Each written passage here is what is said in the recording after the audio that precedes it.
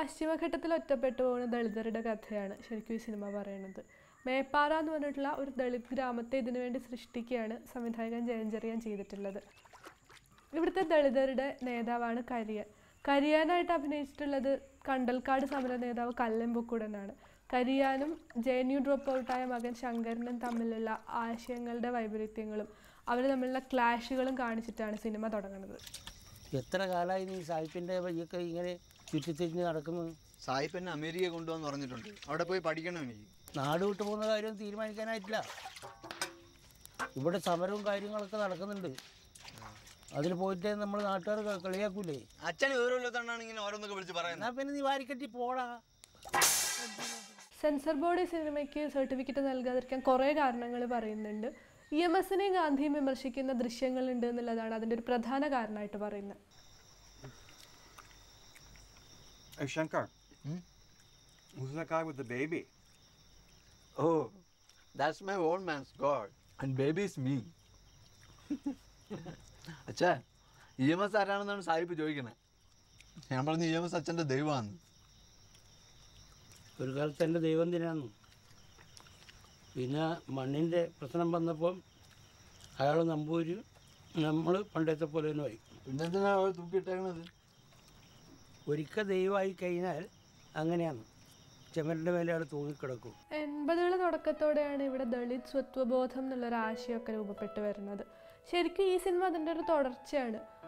ഇവിടെയുള്ള ദളിതനെ വിദ്യാഭ്യാസപരമായിട്ടും വായനയുടെ കാര്യത്തിലും ഒക്കെ ഉയർന്ന കഥാപാത്രങ്ങളായിട്ട് സൃഷ്ടിക്കുകയാണ് ഈ സിനിമ ചെയ്തിട്ടുള്ളത്. അങ്ങനെ ഒരു സിനിമയിൽ സ്വാഭാവികമായിട്ടും ചിലപ്പോൾ EMSനെയും ഇടതുപക്ഷത്തെയൊക്കെ വിമർശിക്കേണ്ടി വരും. കാരണം ചരിത്രം പരിശോധിച്ചാൽ നമുക്ക് മനസ്സിലാവും ഭൂപരിഷ്കരണം കൊണ്ട് ഇവിടെ ആർക്കാണ് പ്രയോജനം ഉണ്ടായത്, എത്ര ദളിതിന് അതുകൊണ്ട് പ്രയോജനം ഉണ്ടായി എന്നൊക്കെ. പിന്നെ ഗാന്ധിജി വിമർശിക്കുന്നത് ഹരിജൻ എന്ന് പറഞ്ഞിട്ട് വേറൊരു തരം ക്ലാസിഫിക്കേഷൻ ഉണ്ടാക്കിയിരുന്നു. അത് സത്യമാണെന്നുള്ള രീതിയിലുള്ള അഭിപ്രായങ്ങൾ എത്രയോ കാലമായിട്ട് ഇന്ത്യയിൽ തുടർന്നുകൊണ്ട് പോരുന്നതാണ്. പിന്നെ ഒരു ഡെമോക്രാറ്റിക് സ്പേസിൽ ആൾക്കാരെ വിമർശിക്കാനൊക്കെയുള്ള സ്വാതന്ത്ര്യം ഒരു സിനിമ പോലത്തെ ഒരു ആർട്ട് ഫോമിൽ സംവിധായകന് തീർച്ചയായിട്ടും ഉണ്ട്.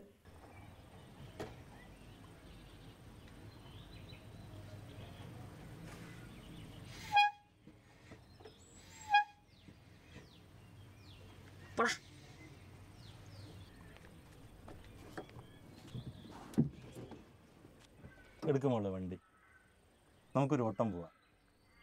വണ്ടി നിറങ്ങ. നീ നല്ല ഓട്ടക്കാരിയാണെന്ന് കേട്ടു.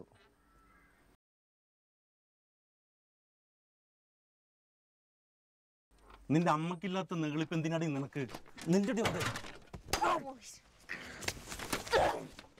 ഇപ്പം നമ്മൾ കണ്ട സീനിൽ സ്ത്രീ ഉപയോഗിച്ച ഭാഷ, പിന്നെ ഇതിലെ ചില രംഗങ്ങൾ, അതൊക്കെ അശ്ലീലം നിറഞ്ഞതാണെന്നാണ് സെൻസർ ബോർഡ് പറഞ്ഞ മറ്റൊരു കാര്യം. സെൻസർ ബോർഡിൻ്റെ വേറൊരു ആരോപണം ഇതായിരുന്നു. ശരിക്കും പറഞ്ഞാൽ ഇത്തരം ഒരു പ്രതിഭാഷ കൊണ്ട് മാത്രമേ നമുക്ക് ചിലപ്പോൾ വരേണ്യതയെ നേരിടാൻ പറ്റൂ എന്നുള്ളത് ഇതിൻ്റെ മറുവശമാണ്. അതുപോലെ തന്നെ വേറൊരു സീൻ ഈ സിനിമയിലുണ്ട്. ശങ്കരൻ എന്ന് പറഞ്ഞ കഥാപാത്രത്തെ സുഹൃത്തുക്കളൊക്കെ കൂടിയിരിക്കുന്ന ഒരു സമയത്ത് പൊലയെന്ന് പറഞ്ഞിട്ട് അധിക്ഷേപിക്കുന്ന ഒരു സീന്. ഈ സീൻ അസംഭവ്യമെന്ന് നമുക്ക് ഒരിക്കലും വാദിക്കാൻ പറ്റില്ല.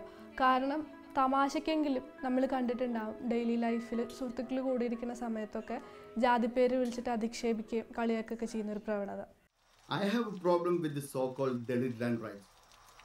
കയ്യിലുള്ളതെല്ലാം വിറ്റ് കള്ളും കഞ്ചാവ് ഒഴിച്ചിട്ട് still they are talking about getting more land. Shankara, നിന്റെ ആൾക്കാരൊന്നും അടിസ്ഥാനപരമായിട്ട് ശരിയല്ല. എല്ലാത്തിനെയും ഒന്ന് കുളിപ്പിച്ച് വെളുപ്പിക്കാനുണ്ട്.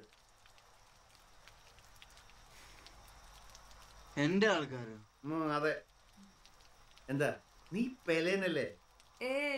ശങ്കരൻ എന്ന് പറഞ്ഞ കഥാപാത്രത്തെ പോലീസ് അറസ്റ്റ് ചെയ്യുന്നുണ്ട് ഈ സിനിമയിൽ.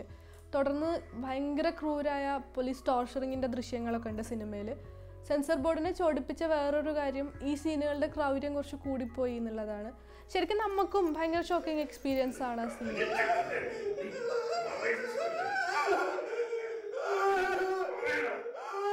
പക്ഷെ വേറൊരു രീതിയിൽ DHRMനെയും അവരുടെ അജിറ്റേഷൻസിനെയും ഒക്കെ ഈ സീനുകൾ ഓർമ്മിപ്പിക്കുന്നുണ്ട്.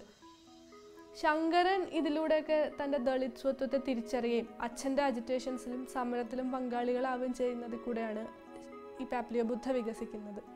സിനിമ എന്നുള്ള രീതിയിൽ ഇതിൻ്റെ സൗന്ദര്യ സങ്കല്പത്തെക്കുറിച്ച് പറയാനാണെങ്കിൽ നമ്മളെപ്പോഴും വാർപ്പ് മാതൃകകൾക്ക് പുറകെ പോണ ആൾക്കാരാണ്. ഹോളിവുഡ് സൗന്ദര്യ സങ്കല്പങ്ങളാണ് ഇന്ന് നമ്മൾ സിനിമ സൗന്ദര്യ സങ്കല്പങ്ങളായിട്ട് പരിഗണിക്കുന്നത്. ആ രീതിയിൽ അതിനെയൊക്കെ ബ്രേക്ക് ചെയ്ത് സ്വന്തമായ ഒരു സ്പേസ്, ഓൺ സ്പേസ് പാപ്പിലിയോ ബുദ്ധ കണ്ടെത്തിയിട്ടുണ്ട്, നാച്ചുറൽ ആംബിയൻസ് ഒക്കെ ഉപയോഗിച്ചിട്ട്.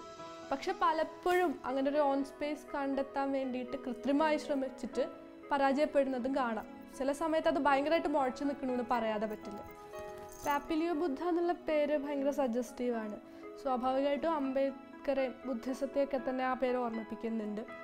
അംബേദ്കർ ദളിത് വിശ്വാസങ്ങളെ മാറ്റി ബുദ്ധമതം സ്വീകരിച്ചത് കേരളത്തിൽ വരെയുള്ള ഒരുപാട് ദളിതർക്ക് ആ രീതി ചിന്തിക്കാനൊരു പ്രചോദനമായിരുന്നു. അതിൻ്റെ കാലഘടനയിലൊക്കെ ചെറിയ മാറ്റമുണ്ട്. ഇപ്പോഴൊക്കെ ദളിതർ കേരളത്തിൽ അങ്ങനെ ചെയ്യുന്നില്ല എന്ന് തന്നെ തോന്നുന്നു. അതൊരു ലോജിക്കൽ മിസ്റ്റേക്ക് ആയിരിക്കാം സിനിമയ്ക്ക് പറ്റിയ. പക്ഷെ ബുദ്ധിസത്തെ ഒരു കൂട്ടം ദളിതർ സ്വീകരിച്ചതിൻ്റെ കാരണം ബുദ്ധനോടോ അദ്ദേഹത്തിൻ്റെ ആശയങ്ങളോടോ ഉള്ള താല്പര്യമൊന്നുമല്ല. ബ്രാഹ്മണ്യത്തെയും മരണ്യതയും ചോദ്യം ചെയ്യുകയും എതിർക്കുകയും ചെയ്യുന്ന ഒരു വിശ്വാസ രീതിയാണ് ബുദ്ധിസം എന്നുള്ളത് കൊണ്ടാണ്. അത് സിനിമയിലും കാണിക്കുന്നുണ്ട്. ഞങ്ങൾ ആരുടെയും ഹരിജനങ്ങളല്ല. ഞങ്ങൾ ഈ ഭൂമിയുടെ അവകാശികളായ ആദിഗോത്ര ജനതയാണ്. ഇന്ത്യൻ സവർണ രാഷ്ട്രീയ നേതാക്കൾ, ഗാന്ധി അടക്കമുള്ളവർ ദളിതരെ വഞ്ചിക്കുകയായിരുന്നു. മർദ്ദകരുടെ മതമായ ഹിന്ദുമതവും സനാതന ധർമ്മവും ഗാന്ധി ദളിതർക്കെതിരെ ഉപയോഗിച്ച മൂർച്ചയേറിയ ആയുധങ്ങളായിരുന്നുവെന്ന് നാം തിരിച്ചറിയണം. ഞങ്ങളിതാ ഹിന്ദുമതം ഉപേക്ഷിക്കുന്നതായി പ്രഖ്യാപിക്കുന്നു. ശരിക്കും പറഞ്ഞാൽ ഈ സിനിമ ചോദ്യം ചെയ്യുന്ന കാര്യങ്ങൾ, അതായത് ജാതി വ്യവസ്ഥ, ഭൂസമരങ്ങൾ, സ്ത്രീകൾക്കെതിരായ പ്രശ്നങ്ങൾ, ഇതിനൊന്നും ഒരു പരിഹാരം അല്ലെങ്കിൽ ഇത്തരം സ്ട്രഗിൾസിനുള്ള ഒരു പരിഹാരം കണ്ടുകൊണ്ടൊന്നുമല്ല സിനിമ നിൽക്കുന്നത്. ഒരു ക്രൂരമായിട്ടുള്ള ഒരു അജിറ്റേഷൻ, പോലീസും ജുഡീഷ്യറിയും പൊളിറ്റിക്കൽ പാർട്ടീസും ചേർന്നിട്ട് ഇവരുടെ സമരത്തിന് നേരെ നടത്തുന്ന ഒരു ക്രൂരായ അജിറ്റേഷനും അതിനുശേഷം ഇവരുടെ ഒരു കൂട്ടപലായനവും കാണിച്ചിട്ടാണ് സിനിമ നിൽക്കുന്നത്. ആ കൂട്ടപലായനത്തിൻ്റെ ഷോട്ടാണ് ഇതിൻ്റെ ക്ലൈമാക്സ്.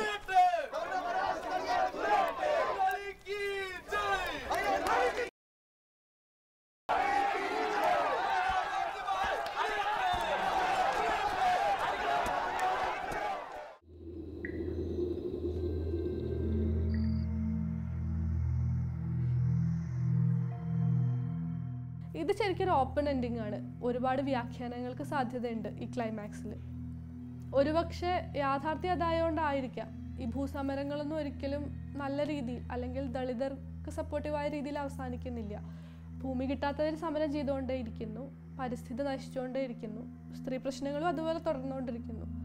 അപ്പോൾ അത്തരം ഒരു ക്ലൈമാക്സിന് അതിൻ്റെ ഒരു യാഥാർത്ഥ്യബോധം കുറയ്ക്കേണ്ടെന്ന് കരുതിയായിരിക്കാം ഇത്തരത്തിലൊരു പലായനത്തിൻ്റെ ക്ലൈമാക്സിൽ സംവിധായകൻ സിനിമ നിർത്തിയത്.